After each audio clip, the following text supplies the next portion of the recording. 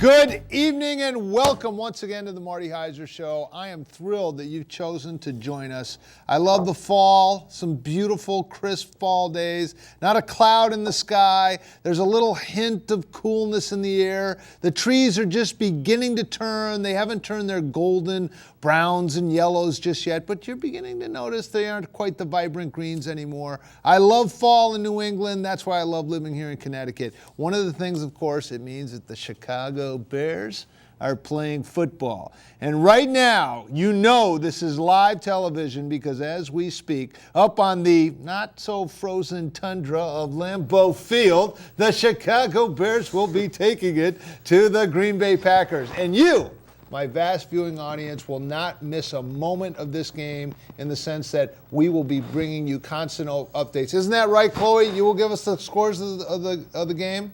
It's 0-0 right now. Either so you that can or stay they have with TiVo. us for the next 15. No. The Jets have TiVo. Okay, but you can stay right here with us, and you will get the updates on the Bears game. Bears, as you know, are playing the Green Bay Packers tonight. I picked the Bears in my pool, and they have an incredible, some have called them the monsters of the Midway, and they will trounce Rodgers and the Packers tonight. They will definitely win. But we'll constantly give you updates no matter what, so you won't miss a thing.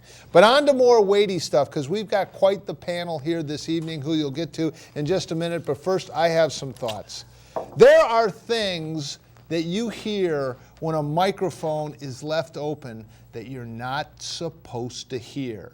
It's happened twice in the last 6 months or so. One, you'll recall, our beloved President Obama was speaking to the president of Russia, and the mics were turned off, and he thought the mics were off, and he leaned over to Alexander Wahuzin, or whatever his name is, and he says, you know, after the election, I will have more flexibility on this. And Vladimir says, oh, thank you. I will tell Alex this. This is good news. And then the thing that bothered me a little bit more, now maybe I'm a little uptight about this, it was the slap to the inner thigh of the Russian.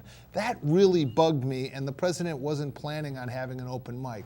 Well, just a few days ago, while our embassy is being stormed in Egypt, and our ambassador to Libya, which is another thing I want to talk about briefly, is getting murdered in cold blood. The reporters at a Mitt Romney news conference are heard on the, once again, open mic. And what do you hear them saying? Let's ask some pertinent questions. Let's try to get to the bottom of this. They say, no.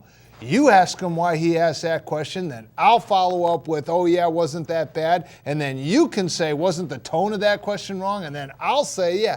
And this is the free press. Really? Really free and independent press? They don't have a dog in the fight. They just want to bring you the truth. Those open mics, when you listen to them and you see what people are really saying and what they're really thinking, they can be quite instructive. There's another thing that I just don't get. I'm a simple man with simple mind, and there's things I just don't get. The Libyans, didn't we help them free themselves from this mad dog dictator? Didn't NATO jets cordon off Muammar Gaddafi? Didn't they shoot down his car and corral him in so they could go in there and finish off that dictator? And now, these people that we were supposed to have this open relationship, that a new, kinder, gentler American foreign policy led by Barack Obama was going to just bring this love and butterflies were going to break out all across the Middle East because we were going to be open. We weren't going to be mean like George Bush and all those nasty peoples. We were going to be opened up. And so you have this mob forming in front of our embassy in Egypt. And what do? Oh, we quick send out an email. Oh, listen, whoever put that anti-Muslim video that's out there, we think it's terrible. We think that's awful. That's terrible, terrible. Well, what do? They storm the embassy. They tear down our flags. They put up some sort of Islamic yuckity-yuck black flag. They murder in cold blood our ambassador in Libya. I don't know. I'm just not sure that this foreign policy is working out all that great. And another thing that I just don't get, we've got a fiscal policy that just today, Bernanke decides, you know what we're going to do? Fire up the printing presses. Let's just print 20 or 40 billion more dollars. Let's just send that QE3. It almost sounds like a luxury cruise liner. QE3, quantitative easing 3. We're just going to print money and put it out there and put it out there. You know why? Because we can't get this economy going. We can't get unemployment below 8%. We've got 49 million fellow Americans on food stamp and in poverty. We've got unemployment that just people have given up hope trying to find a job. 25 million Americans that want to work, can work, and if the economy's working, would have jobs. They just don't have jobs. And I just don't get it. I don't get this weak foreign policy. I don't get this god-awful economic policy that's causing us to now go into 4.5 years of this terrible recessionary economy. I mean, this is getting to be like the Great Depression. I mean, are our house prices forever going to be underwater? These are things I just don't get. But luckily for me, I have a friend and an associate like Larry Ditkoff, who went to an Ivy League school. So you know this guy's got a little brains and he's got some moxie, and he is going to explain how if we will all just vote for liberal Democrats and pay more of our hard-earned money in taxes, that everything will be fine. And oh, by the way, our enemies around the world, all we really need to do is close Gitmo, give them religious freedoms, listen to what they have to say, and have America quit being the mean bully on the street and just be a nice guy. And once we do that, once we roll over, there will be happiness, and the lion will lie down with the lamb, and everything will be fine, because the only problem there is in the world is that those Republicans, those nasty Bushes, were just being mean to people. And if we would just learn to appreciate them and understand it, everything would be fine. Turn on your TV set, see how that's working out. Walk down the street, talk to your neighbor who can't find a job. What about that 20-year-old kid who's living in his childhood bedroom looking up at his Hope and Change Obama poster and he can't get a job? How's that economic policy working out for everyone? Really? $16 trillion in debt? $16 trillion in debt because we can't get our financial house in order? Right now, look around you. If you're in your house, there's kids, there's playing, they went to bed. We're putting that debt on our children because we can't figure out how to quit spending money and get our house in order. So these are just things I don't understand. Mike's left on, and we find out our president is hanging out with the Russians saying, after the election, I'll have more flexibility. We'll lower our defenses even more, cut the military budget. And reporters, you know, we're interviewing Romney, a candidate for the president, and the great news, it's not that our embassies are being stormed and we're being disrespected on the anniversary of 9/11, one of the most treacherous terrorist attacks on our country. That's not the issue. The real issue is Mitt Romney, and did he, shoot before he thought, and did he come out too early? And when we're sending out these appeasing notes, is that really the issue? Is that the issue? No, it's Mitt Romney's comment on it. That's the real problem, thanks to our hardcore press that's out there doing a great job. These are things I just don't understand. But Larry Ditkoff's here, and also I would like to introduce Dan Carter, state rep from the 2nd District. And may I say, just as a disclaimer, these thoughts of mine are only my thoughts and do not reflect the intelligence level or the political persuasions of any of my guests. If there are complaints or if you happen to be a militant Muslim and want to come after me, I'm in the book. I don't hide. You'll know where I am. So if you have a problem, you just come after me. Forget about Larry and Dan. Yeah. If you have a problem with my economic policy or any of all that, just come talk to me. These guys are innocent. So. But we're going to start the discussion, and we're going to put the phone number up. Phone number here is 203-438-2003. If you'd like to tell me I'm nuts, or if you agree with me or disagree with me, please call in 438-2003.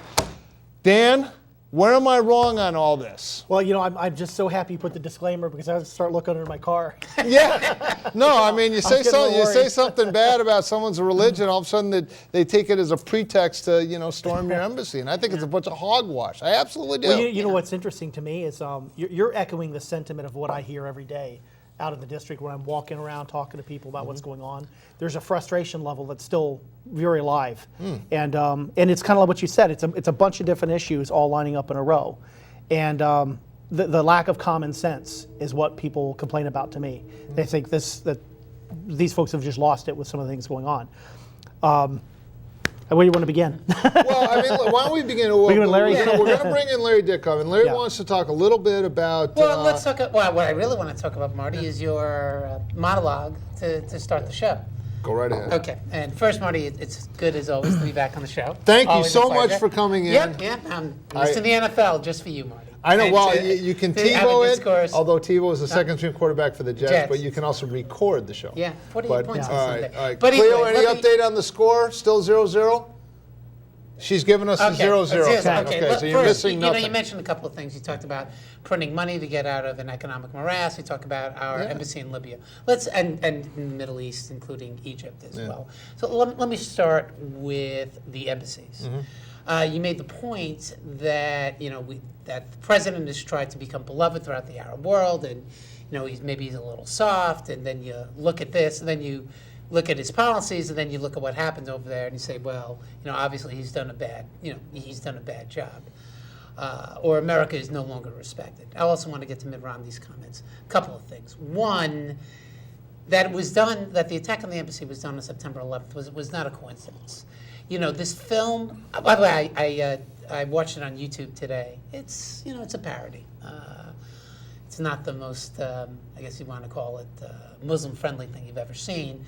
But the point being, the people who protested about the film, it'd been on YouTube for 3 months.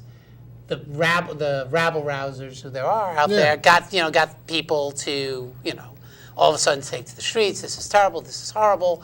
But the people who actually killed Ambassador Stevens and the 3 other colleagues at the embassy in Benghazi, those weren't those guys. Those were, you might have heard the Libyans made an arrest today. Those were Al-Qaeda guys. Those weren't the typical guy. Those were not the typical guy in the street. Yeah, the typical guy in the street, he's probably upset about the film, but why now? Why not 3 months ago? It's because, like I said, because the rabble-rousers have, started to get that point out. So they weren't the ones who were, involved in the killing. First. Secondly, you had made the point about, didn't we get Gaddafi out of there? And the answer is yes. And this is the thanks that we get. Overwhelmingly, studies show, surveys show that the majority of the Libyans are extremely grateful and are pro the United States for what we've done in terms of getting getting Gaddafi out. Yeah, and I hear the vast majority of Iranians think we're swell people and want to come over here. I'm not talking about Iran. No, I'm just saying, country after country, they'd give their left arm for a green card if they could come over here. Probably but their true. whacked out religious governments are Marty, this wasn't. Well, hold on a second, Marty. This wasn't the government. This wasn't, what's his guy's name? Al-Qaib, the guy in Libya. He wasn't the one who was behind these attacks. It wasn't the government. Look, you have Al-Qaeda factions over there who wanted to do harm to the U.S., who want to bring up, want to use the anniversary of the 9/11 attacks, to incite people. But that is not the majority of Libyans. And as far as Americans or American foreign policy being weak under President Obama, he had a good quote at the convention. He said, "Are you better off 4 years ago than you are right now? Ask Osama bin Laden. Ask Osama bin Laden. Ask," and I just love saying this name, Abu Yahya al-Libi. Ask those guys. Did he die like 3 or 4 days ago? He died in June. Okay, but there was the second guy in Al-Qaeda that just got zapped about 3 or 4 days ago. No, that's not him. No. But That's when not that him. Al-Waziri guy comes out, the Zahari, he's alive. Yeah, he's alive, and he's coming out and saying, "Yeah, it's terrible. They got our number 2 guy. Everyone should go kill, the infidels." Which is everybody. Marty, I think the president, who guys on the right try to paint as a weak-kneed. What's the phrase? An apologist. Okay. It goes around, with maybe you might have heard there are drone strikes, there are attacks on militant compounds. I understand that. And I'm actually in favor of the drone strikes, So and I think what took out Osama bin Laden was wonderful. As a matter of fact, did you see that on 60 Minutes just this past? Brilliant television. It was riveting, and I've actually completed that entire book too. I find the whole No Easy Day? No Easy Day. Read it cover to cover. You can tell me I was watching with my wife, and I kept saying what was going to happen next. She got very upset. But enough about my marriage. But no, the point specifically in the last, let's just go 48 hours. Okay. was, and I can read it chapter and verse, but the State Department sent out a communique to essentially the mob that was forming outside of Egypt and saying, we too deplore this anti-Mohammed video, and it's terrible. And then they stormed the embassy. And so the idea is we're kind of cashing in our First Amendment rights and to try to appease the mob. I think what you're saying never worked. I think what you're saying is important, but everybody knew this was not about the video, and you even allude to that fact. Yeah, this video was done over a year ago. I don't know. It was on YouTube since June. And it was done. Yeah, it's been on the YouTube for how long? So this is just a way to go out there. Maybe it was to incite some people. Maybe it was just to have an excuse. No, I think it was the former, to incite. Yeah. But either way, there are Al-Qaeda factions over there that are targeting our embassies. This is not going to be the first. Right. This is going to be one of many. I think the real problem I have was, in our administration, they were characterizing all the changes in the Arab Spring as a very pro-democracy movement. And obviously the question is, who has filled all the power vacuum over there? Who are these governments? I mean, doesn't the government of Libya have some say or some responsibility of protecting embassies? Sure. I mean, we have our guys over there using rubber bullets to repel the masses or whatever. Where were the Libyans? Where was the government there? The bottom line is, I think that we need to be real smart about finding out who has filled the power vacuum out of all these countries that were now pro-democracy. And I think we're going to find out that they're not so very nice and democratic people. Well, a couple of things. Al-Qaeda, Morsi in Egypt. Muslim Brotherhood. Democratically elected. Well, big deal. What do you mean big deal, Marty? Listen, Adolf Hitler was democratically elected. That doesn't mean he's an ally of this country. No, but Marty, in other words, so you're saying democracy is great, unless, of course, the guy is elected is in our front. No, this is exactly they had dictate. Go ahead. I know what I say, because I say it.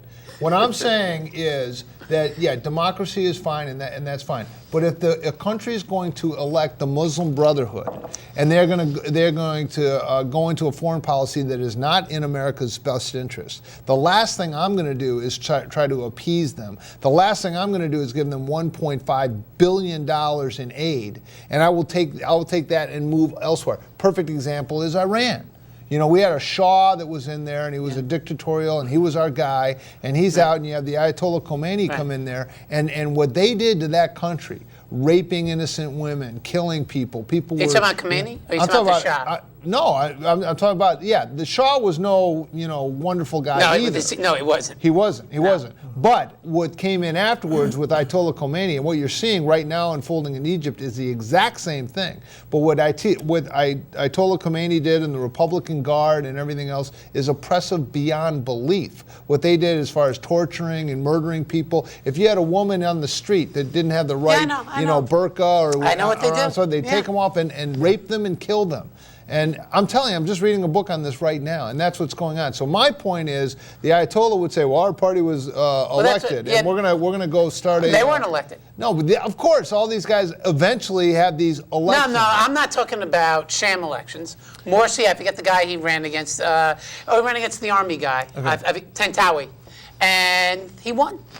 So it was a legit. That was not a fraud. That was a legitimate election. So now we have a new government in Egypt. Correct. What should we come from a policy of strength in dealing with them, both militaristically as well as with our economic giving to that country? Well, or are we going to go there and just say, "Geez, sorry, we someone put out this this anti-religious video that upset you. It was wrong. We feel it's apprehensive." A couple of things. One, the comment about the video. Let's talk a little bit about the video, and I also want to get to Mitt Romney's comments. I'm talking about the embassy comments. Yeah.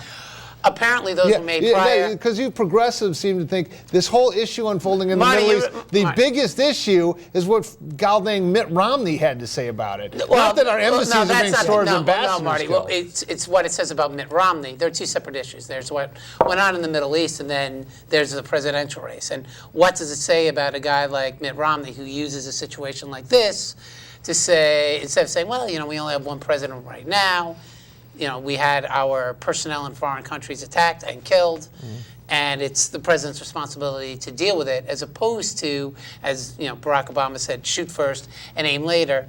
Making the comments that Romney made. It's about Obama being an apologist. You know, he kind of hits, I'll call him the Carver of talking points, pretty well. I mean, Well, because you know, if he's looking, no, I'm saying Sorry. if he's looking to appeal to the moderates, I don't really see it. He's a guy who seems to be constantly, you know, going after the Republican base, making these kinds of, I don't know. comments. Well, let me jump in go ahead, because I think there's Russia's our biggest enemy, by the way. But, I don't know yet. Yeah, it's I mean, that's a whole nother. That's why I was going to drop that grenade right in there. We start talking about that next. Who's talking about Russia? Yeah, but yeah, anyway. that's what Mitt Romney said, Mark. Our biggest geopolitical enemy. If it had unfolded differently, and Romney had said exactly what you had just said here at the Right. table. Oh, we have one president, let him do Yeah, his yeah. job, blah, blah, blah, blah. We would have you sitting here saying, you know what, if he's supposed to be president someday, he needs to appear more presidential and take a stand on the issue. Absolutely not. It's all politics. Absolutely because not. you know what, I would be saying him, that. I look Absolutely at not. him as a citizen, and he could be my future president. In fact, I think he will be. But Yeah. I look at him and I say, I want to see somebody's presidential. I want to know what he thinks about this. I want to know what he would do about this. It's happened throughout history. People have commented during a campaign on what was happening in the Yeah, policy. he can comment. You know, You know, certainly. and I think he needed to say something. No. Because he would have looked weak had he not. I think he looked The weak truth. based upon what he said. I mean, I don't the know, I comment. disagree. Well, the comment again. The comment that was said about being more sensitive. That happened before the attack, and he was saying that was in response to the attack. That wasn't true. Okay, so just That so we're wasn't- clear, Yes. the appeasement that went out was to the forming angry mob, and that it wasn't after the mob attacked, it was before, right? That's yeah. Okay. That's the big issue that the progressive left has? That's it? No, Marty. That's the no, shoot first, think later? That's the Romney gap? That's that was caught on the open mic that the reporters didn't think was open? Hey, we've really got Mitt Romney? Because he said appeasement before they stormed Marty, the Mitt mob? Romney's been Not after they Marty, stormed Mitt the mob? Romney's been. You know, Dan was making the point that he wants to know what kind of policy Romney would engage in should he be elected. Yeah. You know, he's been pretty clear. We're going into Syria. He's been critical of the president. You know, trying to tone Israel down with these red lines over. You know what's going on with Iran. Yeah. And. You really A want guy like- how a guy he's like- not willing to meet with Netanyahu, He should probably meet with but he's willing to go Netanyahu. out to Las Vegas He should- and go meet with yeah. David Letterman, that He should- all-important foreign policy No, he guru, should meet with David Netanyahu. Letterman. Yeah, he should meet with Netanyahu. Yeah, I know. I agree. He should meet with Netanyahu. Well, you brought him up. I mean, No, I'm not- you're saying this is No, this is a but what I'm country saying, that's on the verge. Romney has, I question, and I made reference to the Russia comment previously. You got to question his knowledge of foreign policy. To my understanding, to my knowledge, he's never walked back from that. Russia's our biggest geopolitical Well, you know, enemy. how do you question his knowledge of foreign policy when we elected a semi-one-term senator to the White House who had very little knowledge of foreign policy when he Yeah, ran. and he's been pretty And good. I don't think he has. Yeah, okay. I mean, that's why we're here. He's But pretty good, except Yeah. we just had an ambassador slaughtered, and Well, right Marty, now, that's both- that's based on extremists. You have guys like, Gaddafi out. You have Yeah. the Al Qaeda on the run. well, there's no question this was. I mean, in my mind, this was Al Qaeda. There's no question about Yeah, that in my mind. I think so. All right, And it was a caller, coordinated- can you add some insight to this discussion? Well, I could, but I really don't want to because it's kind of issuey. What I'd rather really talk about is facts. And the fact that I'd like to talk about is I'd like to ask Larry this question. Sure. Larry, today the Fed said that they're going to start, the government's going to start printing bonds, $40 billion worth of bonds a month, that the Federal Reserve is then going to buy, and the Federal Reserve is going to print money for those bonds. My question to you is, why don't we take the control of the money away from the Federal Reserve and give it to the government? Instead of the government printing bonds, why doesn't the government just print money that we can spend debt-free at very little interest? Good. That's my question. Good question. All right, thanks a lot. First, I'll have to forgive me in that. I was a little busy today. I didn't exactly hear what Fed Chair Bernanke said. But from what I understand, QE3. No, I know it's QE3. I mean, I didn't get all of the specifics, but Larry, that we the Fed, look to you for insight on I financial know that, issues Marty, because but you are a financial advisor. You'll have extraordinaire. to blame my boss. But one of the problems with him is, and you can tell him, is that just because he pays me, he thinks I got to do stuff. He's really. Are you saying you have a job? You just don't sit around and think about this stuff? No, I didn't have time to hear exactly what Bernanke said. But from what I give you the understood, big picture? well, they're going to buy more. Go ahead, Marty. Sorry. They're printing more money. Okay. It's eventually going to be inflationary. Like kids on a sugar high with cotton candy, the stock market's eating it up, and it's spiked the stock market, which it does. But eventually, this is all going to come home to roost, not unlike what happened in Japan, where they had a decade of stagnation, and heaven forbid what happened in like the 1920s and 30s in Germany, where they just printed money and it took a bushel of money to go down and buy a loaf of bread. Yeah. And it was that economic unrest that brought in the Nazi Party and everything else. Now, Couple of things here. To an extreme, but I'm telling you, there's many people that see this. First, they see it as political 2 months before an election because they want the incumbent to somehow hype up the economy. Yeah. But long term, we keep printing dollars and printing dollars. It will become inflationary, and that's a bad thing. Well, the at the end of Carter administration, right? The inflation at the end of the Carter administration was similar. Right? Were they trying to raise? They had to raise all the rates and get the money back in the Treasury. Well, Volcker raised rates in. Volcker spiked the prime rate up to 20% and finally put a spike into inflation. Now we're not seeing it right now. Guess why? We will. Nobody has a job. Yeah. No one well, can that's get exactly a job. right. That's so right. they don't have money to spend, but they're still printing this money. Job. Nobody has a job. Oh, so job. They don't have money. They don't have. Yeah, I'll tell you off camera what yob means in Russian. And it's well, in really Spanish, not. It's really not. It's really not. Which means work. But yeah. Okay. But either way, well, with QE1, QE2, why haven't you seen the the tremendous inflation? And the reason being is that there's slack in the economy. That you have a lot of unused assets, and essentially what the Fed did today. And from what I heard, Bernanke said he was going to keep interest rates at 0 to 2015. Yeah. Yeah. Okay. And it had previously been through 2014. No, he said, hey, we're starting the printing press, and we're going to keep them printing. More or less, yeah. He says we're going to make sure there's ample liquidity, in the economy, and that businesses will be able to, access capital under. Hold on. I have a note on that. Under relatively cheap terms to get the economy moving. That's what I think the general gist of what what Bernanke has said. And are they going to continue? I really wish I probably should have. They said no end in sight. They just said they were going to keep doing it. So that's what I heard this morning. Yeah, but I'll tell you a little secret about that whole banks will start lending to businesses again. Yeah. It's just not happening. I'm telling you, it's not happening. These banks are taking in the money, and they basically get free money, and it's safer for them to buy U.S. Treasuries or something like that has no risk whatsoever, and they're just taking in the money. No, but what the Fed really, the reason why the Fed does this, they buy from the banks their Treasuries and give them cash, so then they can lend it out to the economy. So then if they go out and buy the Treasuries, it makes the whole point. It makes the whole thing useless. I don't think that's correct. I feel like the past 4 years, I got a handle on not just my small painting business, but other businesses likewise. Yeah. Businesses have lines of credit, $100,000 line of credit. Right. You borrow against that line of credit, and at the end, you go see your friendly banker, and you say, well, it's been a good year, it's been a bad year, I'm able to pay it down, but I want to redo my line of credit. Yeah. They say, no problem.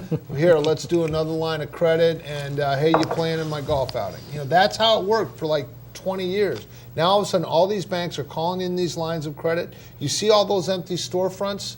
That's a lot has to do with banks that are not willing to lend. At the end of the day, it has to do with an overall drag on the economy because no one has any money to spend. No one has any confidence. No one has a confidence in our elected officials. I don't care if it's Republican or Democrat. Yeah. They just don't. We're burnt out on this hope and change stuff, and everything's going to be fine. It's not fine. I was reading. I read Foreign Affairs magazine, Marty. It's a great periodical. I read Sports Illustrated.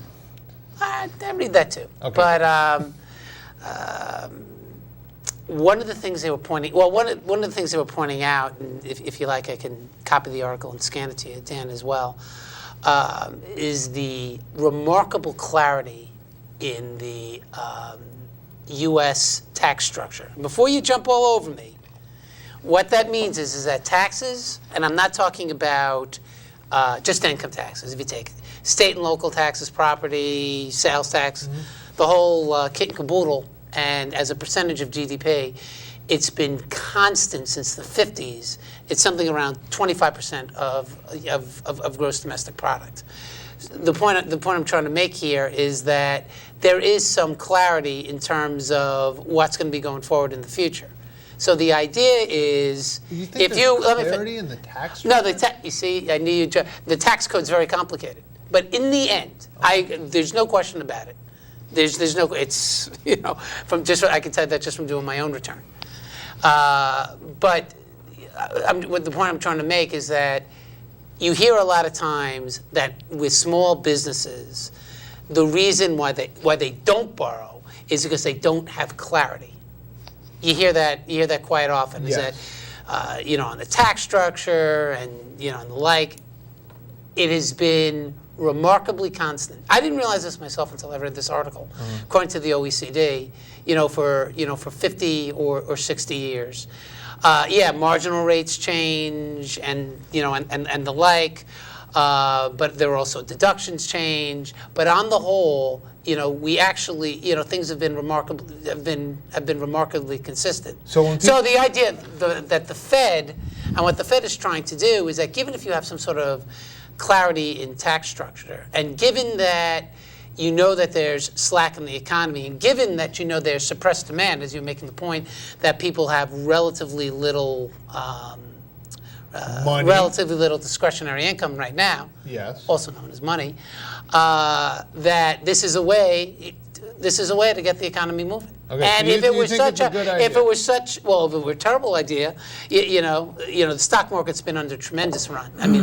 I mean, double Okay, more or but less you in want to know economy. why? Want to know why the stock market's doing so good? You can't take that money and put it in a bank because it's paying like 0.04%. All the reason to print, all the reason to Inflation's print, at 2, all 3%, the reason to 4%. print more money, Marty, to get you the know what? economy. What? There was slack. That's what I'm saying.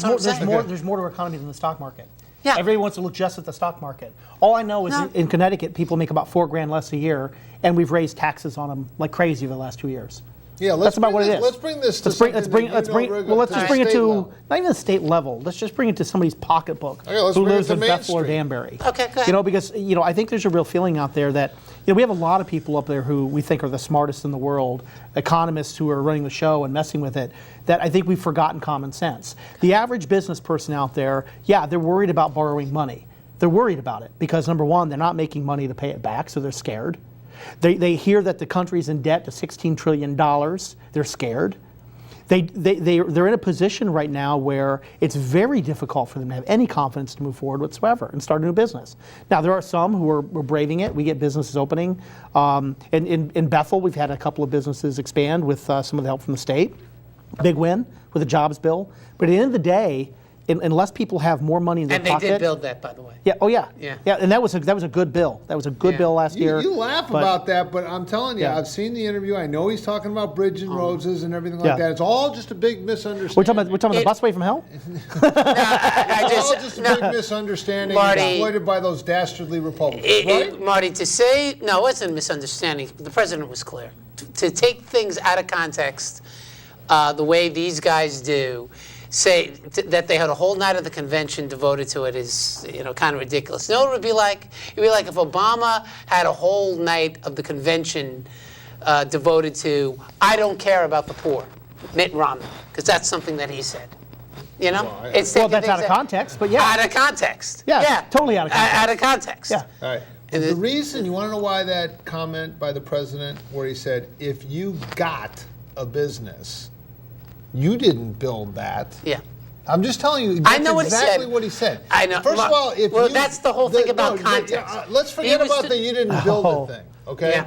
Just the verb, if you got a business. If you got a business, like you just went down to, I don't know, the government office, hey, I want a business. Oh, here Or you maybe, go. So if you got one of them there businesses. Kind of like Dave and Chuck Koch, Daddy Listen, gave it to the bottom line, you got people. I think the Koch brothers, which is a big thing, a big problem. And They that's one are. thing, you wanted to compare the two conventions. I love what Paul Ryan finally said. He said, being successful at business is a good thing. Is there anyone who says elsewise, Marty? Yes, you just sat there and said, like the Koch brothers, Daddy gave it to them. That's As true. if that's some problem. Just about every large business is started by a family, and yes, No, it's but you make it- generational transition. No, you're making the just sat point. there Wait, and no, said- you're making you the just said point. there's like the Koch brothers. No, you're making Daddy the gave point. it to them. Yeah, Daddy did give it to them. Okay, well, they yeah, weren't but so did the Ford so they're company, not- and so no. did the Chrysler company, and so did General Those are Motors, publicly- and so did everything. Every Well, other those are business. publicly You know, traded. people- Those are publicly traded companies. Yeah, I know, but The Henry point Ford I'm trying to started make- it, and yeah, then the it point went I'm trying to, make is that the Koch brothers. All I'm trying to make is that the Koch brothers were not self-made men, and had President Obama, Well, President Obama this is said a classic when he liberal made. attack against a free enterprise system. That's- it I- absolutely Marty, is. you're- You think anyone who's successful in business that they just either were the Lucky Sperms Club because they ended up getting Marty, broken down, Marty, or now they think you- that they you know, got Marty, it Do from you know somewhere. why? Marty. But do you know why Republicans hate the concept? And why they were so upset about talking about that? Why Because, yeah, they no, want to- no, because they'll drag the bottom of the barrel to have because something on the guy. It is the concept Yeah. that you have to have government or state help to get anywhere. That you have to have it. That you Believe me. have to That's have not- it. Government- It's not true. government And by doesn't you help. taking Believe the me, as a businessman, listen, You know the what, last President- thing you want is You know what the president? Hi, Yeah, I'm I'm from the government and I'm here to help. Yes, I know Ronald Reagan.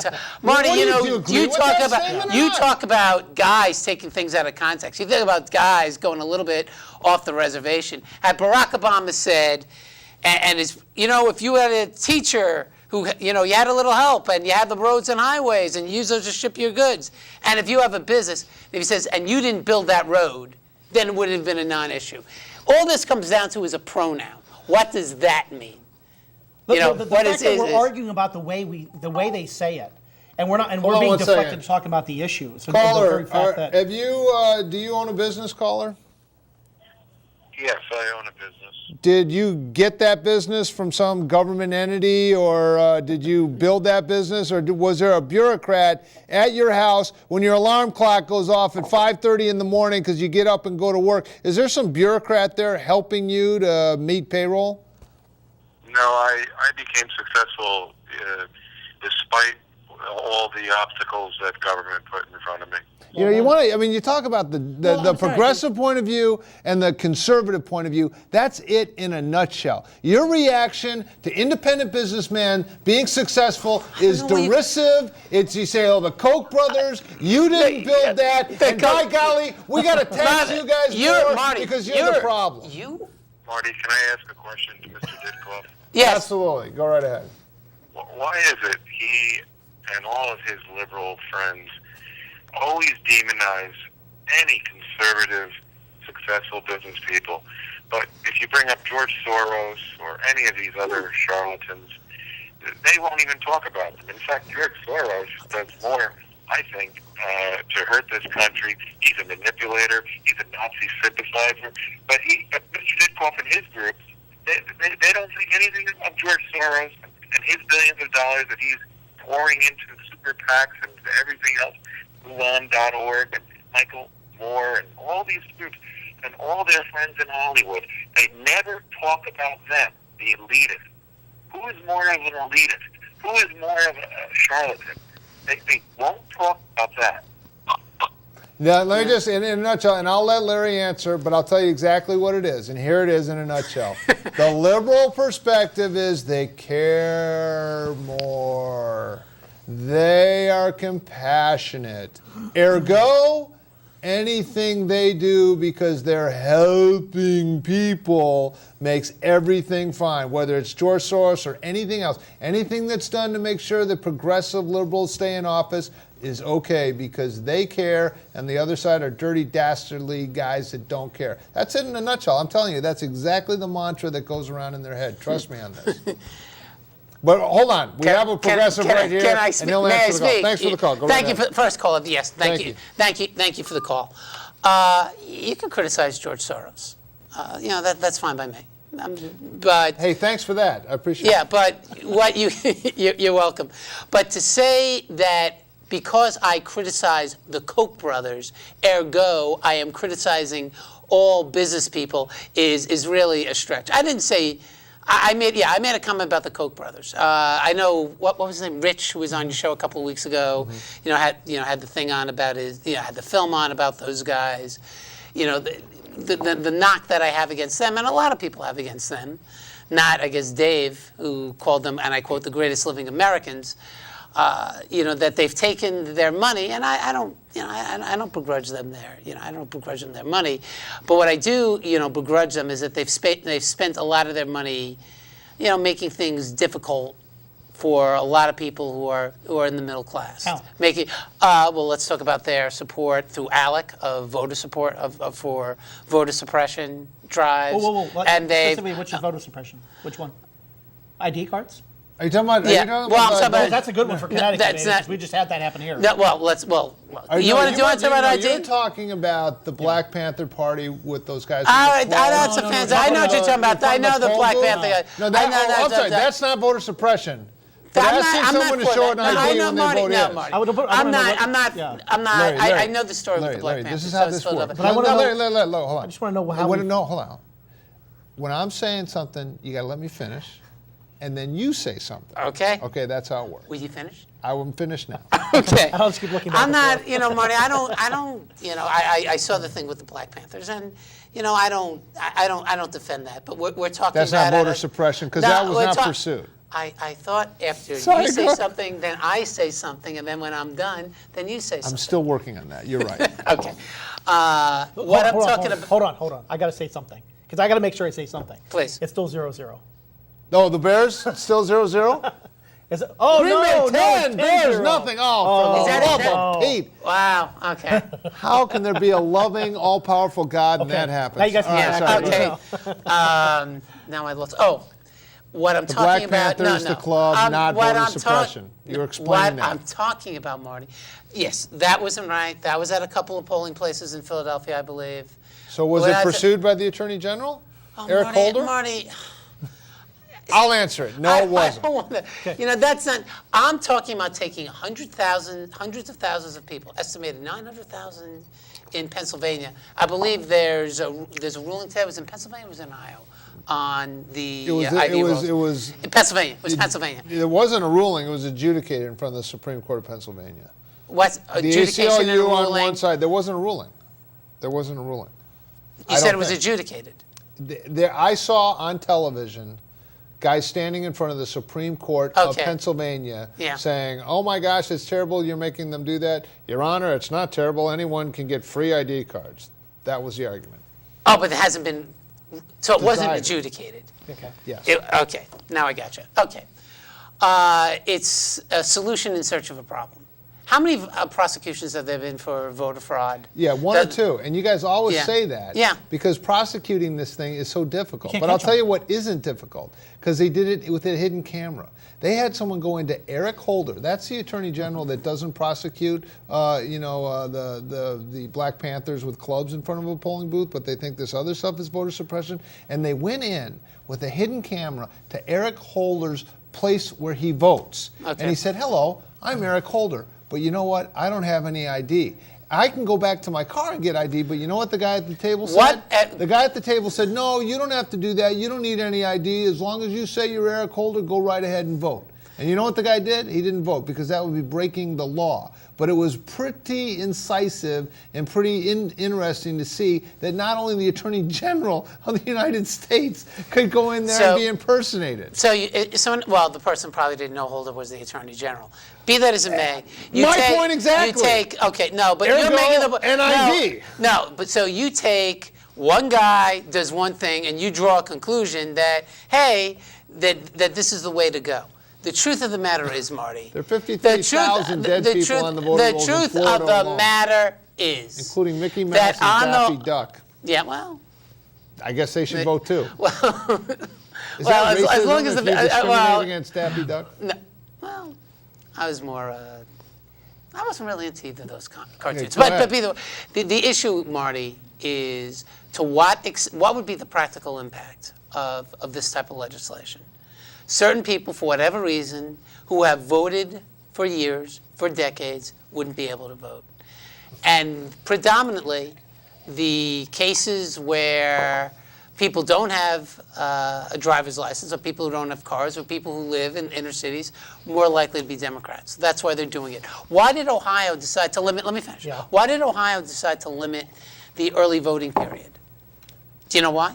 Because from what I understand, a lot of times churches, and this is more black churches, where they're more likely to be, left of center, more likely to vote democratically, go and vote en masse, that's French for in mass, Yes. in a bus, and to take everyone down. And that if that were eliminated, because these people, maybe they didn't have transportation to get to the polling places on their own, they would be less likely to vote. And really, what's kind of the thing, the main thing, the head of the Pennsylvania Senate, who was talking about Governor, Corbett in Pennsylvania, and when he talked about their photo ID law, he goes, "This is what's going to deliver Pennsylvania to Mitt Romney." I mean, that's really the guiding motivation behind it. I saw that tape. Yeah. Can you give us a perspective my from a perspective- Connecticut I am point of done. view? Listen, my perspective is a Okay. little bit different. I mean, ours is a different situation in Connecticut. I think calling any of these things voter suppression is kind of crap. I mean, that's just the way you're arguing it, because nobody's trying to suppress voters. Everybody's looking for a legitimate way to do it. That's my personal opinion. Now, That's an opinion, in Connecticut, we just pushed through a law that's going to be same-day registration, right, with no ID. In 2014. The Democrats pushed it through that 2014, you can register to vote the very same day. You don't need an ID to do it. And in fact, in the House, I printed up a copy of my own phone bill with the speaker's address, the minority leader's name, in 4 minutes. And all I could do is register to vote with that. Nobody's going to catch me, because if I go vote under an assumed name, I'm long gone. I'm long gone. So it's very easy now to have large amounts of fraud in the state of Connecticut, because we have same-day registration with no ID. Now, you can't have it both ways. Either we register here in Connecticut 2 weeks in advance or a week in advance with no ID, and we can check to make sure you actually live where you live, or we make them have an ID card on the same day. Because we can give free ID cards out. We can give free ID cards to everybody. Which they do in Pennsylvania. They, Yeah, it's not a big deal. I mean, you got to have an ID to go get cigarettes. You got to have an ID to do anything else. You know, So what was don't give me terrible? this that it's not your You had to responsibility to have have an an ID card. ID to get into the Democratic National Convention. What kind of people are Yeah. you that you force people to have IDs to get into your convention? That is just repugnant. I am I'm sure just well, you need a unbelievable that you subject people to show a photo ID to get into your convention. What kind of people Marty, are you? you're missing the point, Marty. Oh, I'm and sorry. the I issue, must and, be. I and I don't must agree. be. Yeah, Sorry. I don't agree. Enlighten me. I don't agree with. Well, I've tried to. That the been reason going on behind for about the 15 reason. years. No, yeah, not quite 15. I met you right before Bush's re-election in 2004. But the main reason for these. For Voter this ID law. legislation, Yes. for this legislation, predominantly is to tilt the vote towards people who are less likely to tilt the vote against people who are more likely to vote democratically. Caller, your thoughts on the voter ID card. What do you think? I think the whole thing is a crock, because you got to remember there are so many people, inner city people, that do not have photo ID, and it's not like everybody thinks it's so easy to get it. It's not. And the thing about the people voting early in Ohio, the reason why they vote early there is they've been doing it for decades on the Sunday before Election Day. This is not something new. But what the Republicans do is they say, hey, listen, if we could stop this early voter stuff, we can eliminate all these votes. And that's what they're trying. Now, when they can't buy the election, they're trying to rig it. And then your other buddy, that called in about the Koch brothers with what's his name, the Democratic guy, George Soros. You know, I don't even know who this guy George Soros is. You should look him up. You're pretty good on the internet. Google George Soros. See what you come up with. He's very much involved. He's a very wealthy He's a guy. philanthropic. Involved with Democratic He builds causes. playgrounds for kids. But anyway, Larry, Yes. now you got to invite me on your show so I can back up Larry. It's 2 against 1 over there. That's all right. All right, well, Thank you so much for the calling in. call. Thank you for calling. Thank you. in. Okay, I want to spend the last 10 minutes on what most voters are most concerned about, Okay. and that's the economy. And Dan, you are an elected official. You represent people in the Nutmeg State. What are we doing in Hartford now to improve the economy? Because a little birdie told me that there has been 0 job growth in Connecticut over the past 3, maybe 4 decades. Companies are actually relocating out of the state, although Mark Bowden has been successful in attracting some companies to the greater Danbury area. Kudos to Mark Bowden on that. But what's going on in this state? Are we really the most un-business-friendly state in the union, and what can you do? Well, I mean, it depends on which business you are. I mean, if you get picked by the governor and the powers that be to be the business here, yeah, you're going to be a lucky candidate, and you're going to be all over the newspaper like Jackson Laboratories or something like that. You get a sweetheart deal to come. But in the big scheme of is there things, like a Bridgewater investment? They got a bunch Huge. of money, Oh, Bridgewater's huge. but they got like $100 million, and then yeah. But how many Put it employees? in- Dominion Energy Listen, got taxed $40 million. or Listen, what? the fact is, we need to create a better business climate. This concept of just going out and trying to pick these big companies to come in and get a big splash in the newspaper is stupid. We need to make a Ribbon better. cutting, that we kind need of a thing. better business climate in this state. The only way to do that is to be spending less money as a state, and doing things with our tax money that comes in that make the whole climate a little bit better, perhaps. Like the jobs bill last October. I mean, actually, it was a good bill. It was something we all agreed on. We took governor's bonding money. When you say we, who's we? Meaning both parties. Okay. The whole legislature, everybody was behind it. Bethel benefited from it. We had, Bethel Power was able to expand. It was a great opportunity. There are some of us who are doing little things in the legislature, like bringing the Department of Economic Community Development into our towns to help bring businesses in our towns. We're doing some of that, like in the industrial park in Bethel. Been working closely with them. But in the big scheme of things, the environment still stinks. We have the highest electricity rates. We have terrible tax rates in the state. It's not a friendly place to do business with the amount of fees. Until we handle that stuff, we're going to be sucking wind, just like we've done for the last 20 years. Okay, is it true? Can you compare the Republicans in Hartford to Custer's Last Stand? Have you guys circled the wagon? You're out. No, I don't Are think- you getting things done? Are you able to block things? You don't realize, think- Marty, he had a bad day at Little Bighorn. That's exactly the. I mean, you understand that was the end of him, yeah. But I'll tell you what, I mean, in a funny sort of way, I'm kind of optimistic. Listen, we had 52 Republicans to 99 So no more in the for House. you. We're cutting No, you off. but here's why. Okay, go ahead. Here's why. With 52 to 99, I mean, basically, we don't have we have a Democrat governor who's pushing this along. No longer is there a scapegoat now saying, oh, look, the Republican governor's doing all this, when in fact it's always been the state legislature doing all this. So now, it's not so much that we're making a last stand. We don't get as much as we'd like, perhaps, but we're able to communicate now and hold people accountable for what's happening. And we're going to see more Republican seats this year in the House. I know it. I know it. I mean, you can't speak for every election because a lot of things can happen between now and November. But by and large, there's a feeling out there that we've made a good go of it this past few years, despite getting our tail kicked on the budget and the taxes and things like that. Don't you think really the national issues are going to impact how the state representative races go? In other words, Some, if some. Obama does well. There's always yeah, some. Yeah, I'd there's say, always some. yeah. But listen, we've seen where people cross parties for state representative races. I'm sure. Yeah, I'm sure. I think people know in the state of Connecticut, Malloy is not popular. There's no way you can sit here and say Malloy's popular, because if we tie ourselves to Malloy and the job that he's doing and the job they're doing in the State House, there are a lot of people willing to cross party lines for that. And frankly, I think Romney's going to do better in Connecticut than we think, because I'll tell you what, independent voters out there aren't buying what Obama's selling anymore. Well, Romney is clearly not winning Connecticut. He may do better. I didn't say he was winning. I understand that. He's going to do better, you think. And you know well, what? The issue is and Marty has the picture, Yeah. what's going to go on with Murphy and what's going to go on with Linda McMahon. Yeah. Because that's a very... But times. Yeah, Himes, I don't really know the... Murphy's going to... That's going to be a tight race. That's going to be a tight... I mean, McMahon... McMahon? Murphy McMahon. Linda- I tell you. McMahon.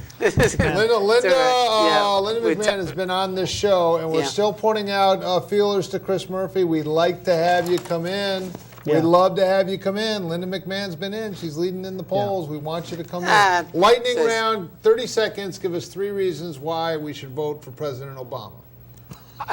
One... 3 reasons. All right, Let's go. All right. He's done a good job. He rescued the country from economic brink and did a good job dealing with our foreign enemies. I don't know.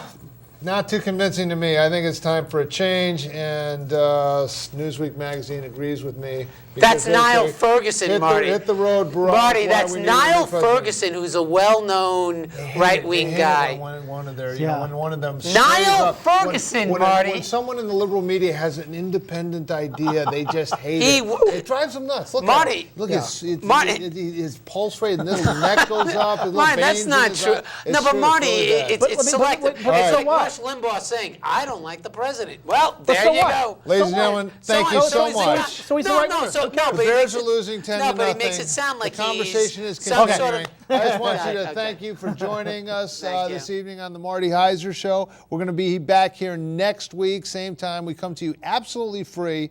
And next week, we're going to have Steve Upsitnik. He's running against Jim Himes. Jim Himes might not be here. We're going to have a cutout. Jim, what do you think? Oh, I think Obama's great. I think you should reelect him. I think I do. And Steve Upsitnik, what do you think? Well, I think, I went to the Naval Academy. What the heck?